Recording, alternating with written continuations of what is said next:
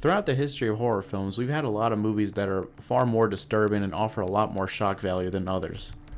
Movies like Cannibal Holocaust, a Serbian film, or even a movie like Human Centipede have been deemed unwatchable or made just for the sake of being edgy by general audiences. Now, I don't typically watch these type of movies or even enjoy them, but every now and again I come across a film that falls within this type of category that makes that statement feel less and less true. 1986's Henry Portrait of a Serial Killer has been labeled to be almost as disturbing as some of these other films mentioned. Now, it might not be as bad as something like a Cannibal Holocaust just because you can clearly tell that this movie is that. It's a movie. You can clearly tell everything is for the film, unlike something like a Cannibal Holocaust where people were, legit under the impression that this was an actual snuff film. And because it's in that group of movies, a lot of people deem this movie to be trash and unwatchable still. But when I watch this film, I don't just see gore scenes or edgy material. I see almost a masterclass in the depiction of what a serial killer is actually like. I think John McNaughton did a wonderful job in just showing us the horrors of a serial killer. And every now and again we get a story about a serial killer, whether it's fiction or non-fiction, and it almost glorifies it in a way where we see the danger that they present in the movie, but the story and the direction don't exactly make us feel the danger that they present. Everything from dialogue to makeup effects to even something minor like camera angles play a vital role in depicting this story. The movie already starts off with making you feel uneasy right from the get-go by inserting these raw scenes of Henry's killings. And then you combine that with Henry's faceless emotion throughout the beginning of the film, it already makes you feel unsafe just from the start. Now, this isn't exactly a movie I'm going to throw on while I'm cleaning the house or something I'm going to put on for fun, but that begs the question, can a movie like this with almost zero payoff and almost zero happy moments or enjoyment, can this movie be a masterpiece? In all honesty, I think it really is a masterpiece, and I'll give you my reasoning here. Now, obviously, I'm going to be talking about this movie a lot, so if you haven't seen it and you have interest in watching it, I would go watch that and then come back and watch this. Now, this movie pretty much follows three characters. Obviously, we have Henry, but we also have two different characters as well. We have Otis, who you can already tell from one of his introductory scenes that he is a weird person. What can I do for you, sir? You got any more of what you had last week? I might. Well, do you or don't you? Yeah. Well. And then we have Becky, his little sister. Now, she is pretty much like the innocence of this movie. Now, Henry and Otis, they've known each other for quite a while in this movie. They were cellmates. And eventually, I guess when they get out, Henry rents a room from Otis. And the movie's plot starts moving forward with Becky moving in with Otis and Henry. And like I said with the facial expressions, when Becky first meets Henry, you can clearly tell that there is no emotion behind his eyes. We later find out that Becky's a bit of a troubled soul herself. She reveals that she's been essayed by her father. And this is like the first scene where you see some genuine emotion from Henry, and you can clearly tell that he feels bad for her for what happened. We get a disturbing scene where Otis tries to make a pass at his sister, and Henry does not like that and stops it immediately. Do that, Otis. She's your sister. Okay, I was only kidding around, Henry. Tell her you're sorry. Okay, I'm sorry. Now, tell her you won't do it again. I won't. I swear, Becky, I swear I won't.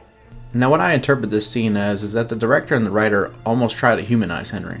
Now, if you've seen the film to the end, you get that this is almost an illusion of a humanization. Now, what the writer and director do is they almost kind of trick us into thinking that Henry has a good side to him. And this is brilliant filmmaking in my opinion because it almost brings us in but then immediately shuts us out later in the story. Now, this is where the movie gets a lot darker. Otis eventually finds out that Henry is a killer, and Henry tries to convince Otis to join him in his antics and shows him how fun it is. Now, Henry is obviously showing Otis, but we as a viewer, we're also seeing this, so it almost feels as if Henry is showing us this stuff too. So we almost get like a first-person view into the camera of how disturbing and messed up Henry really is. And this is where the dialogue and the script writing gets taken up a notch, and what I think this separates this movie from a lot of other serial killer depiction. When Henry explains this kind of stuff to Otis, you can clearly see that Henry takes this a lot more seriously. It's way more complex than him, and he has a set of rules to it, and he has many restrictions to Otis. Otis is more of a hothead when he comes into it, and Henry has to quickly explain to him to not bring any real-world emotion to it because it'll only get you caught.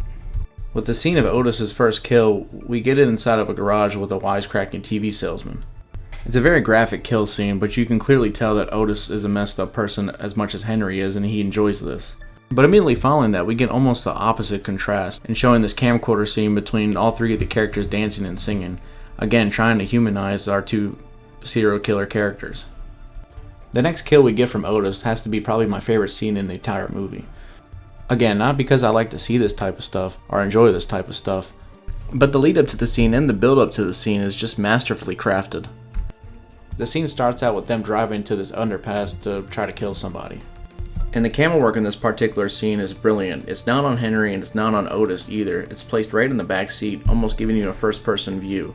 The scene kind of immerses you and makes you feel like you're accompanying these two people on this journey. Combine that with the haunting score in the background and it's just amazing film work in my opinion.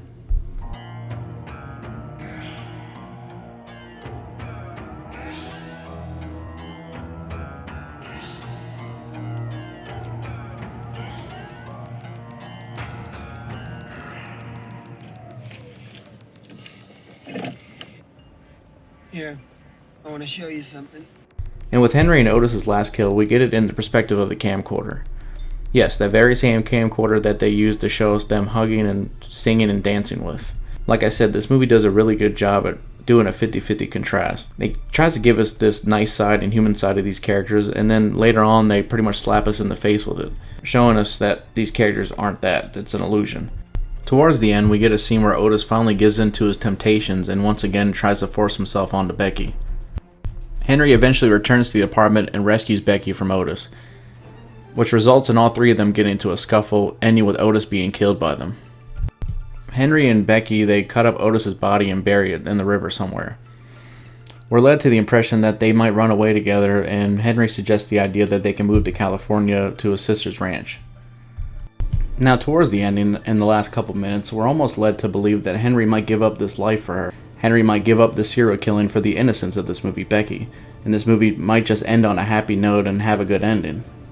And pretty much the movie ends with them throwing a bucket of cold water on her face, and we just get this chilling shot of Henry with a suitcase. No context at all, but you can put two and two together why he's throwing that suitcase away like that. And some might write this movie off just because there is no redeeming characters at all in the ending of this movie. But I for one think that's a brilliant move. I mean, you can't really expect much else from Henry considering all the things that he's done throughout the whole movie.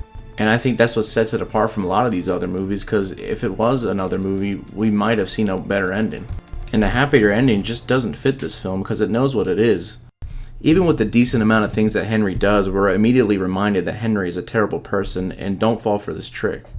And yes, this ending is very unapologetic, but it almost feels like a big middle finger to the people who once again believed in this and thought that he would actually run away with Becky. And people might still hate this movie.